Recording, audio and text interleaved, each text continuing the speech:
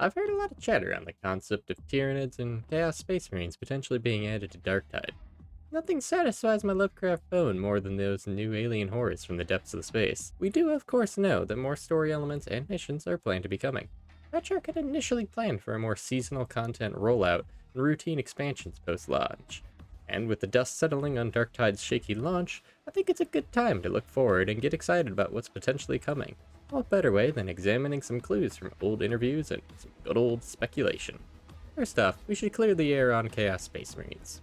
Fatshark chose to go the line of Nurgle Chaos Cultists because it mirrors the player character, certainly not literally, but they want what we fight to be something grounded closer to ourselves. While Nurgle's gifts can quickly leave his children resembling a cadaver that's been through 8 car crashes and fermented in vomit for 8 months, deep down in their disgusting foul core, there is a very unlucky human having a very bad time. This theming is confirmed as much from an interview with Victor Magnuson, which is Darktide's head game designer. Nurgle's one of the And gods. also, I Okay. think we like the Traitor Guard because they're sort of a mirror of the player. They are also like human military, so it Yeah. has this nice mirror aspect of it. So that's one reason.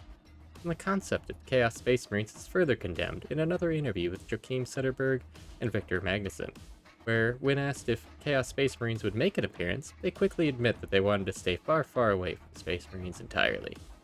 And if you can't say it's fine, Chaos Space Marines? No, I think we can say, and the answer is actually no. There are actually no Space Marines in this game. I mean, And that was a choice we did early on. We want to focus on the more human side, or like a more like day-to-day person. Their main objective here is to have Darktide be a gritty narrative themed around humanity's near hopeless fight against the horrors of the cosmos. About sort of a gritty noir investigation piece as we figure out what's happening in the Hive City. As I understand it, they fear adding Space Marines could make it quickly devolve into Marvel comic book camp.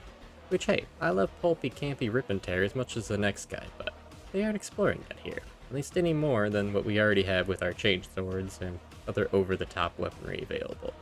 And while fighting Chaos Space Marines could be totally seen as a valid exception to this because at least they're the enemy, the problem is that Chaos Space Marines are a lot like potato chips. You can't just have one. And if there's enough of them big bad super dudes, well then it's gonna start to make more sense that true blue Space Marines would want to show up. They don't want to have to weave Robert Gillysuit into the narrative. And Fatshark doesn't want this making Atoma into a complete war zone either. The Hive City could quickly start looking like an exterminatus candidate if Space Marines were tearing through it. I mean, imagine trying to navigate tighter spaces like Habdreka without leaving Looney Tunes-style Space Marine holes in the walls.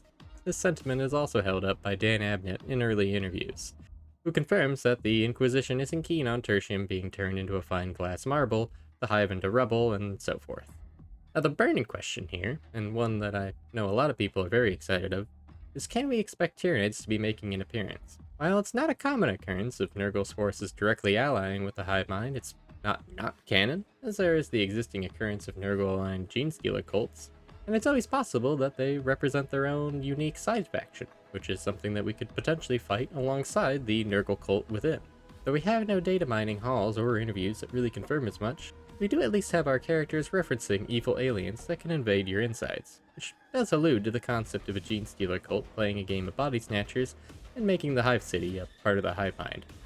You see what I did there? One complication immediately, though, is that our characters reference the aliens so abstractly in dialogue. Like they've never even heard of these things before. And this makes sense, as I'm sure most of the Imperium citizens don't carry around a Pokédex Auspex for evil Xenos in their pocket. And I'm sure doing so would be a good way to air out your gray matter if one of your Inquisitor coworkers saw it. However, it could start feeling a little out of place. Because as we stand, our characters are acutely aware of all of the current Nurgle-aligned forces we are fighting. They are even knowledgeable on Daemon Hosts, Beasts of Nurgles, and Plague Ogrins, practically just by hearing the things through the walls. So if Tyranids were added, we could have some missions where our characters are very naive about those spooky, brain-burrowing Xenos. And then the next mission, we would have them calling out a pack of incoming pure strain Genestealers without even missing a single beat. It's possible that these current voice lines are meant to be retired and serve as early teasers, but it's something to keep in mind. Them having to record an entire new suite of voice lines, not just in replacing these, but also in expanding the repertoire, To acknowledge the new threat could make this project that isn't pursued the second they start exploring new content, at least. Fatshark is also sensitive to adding Tyranids, as originally they felt they would be too derivative of Skaven from Vermintide. When asked if Tyranids or Genestealer cults would show up, they clarified no and more or less cited as much.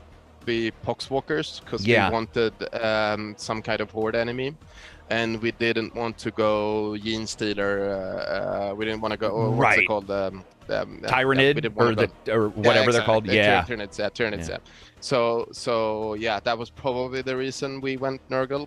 Did you guys discuss Tyranids at any points? Anything like that in the early development stage?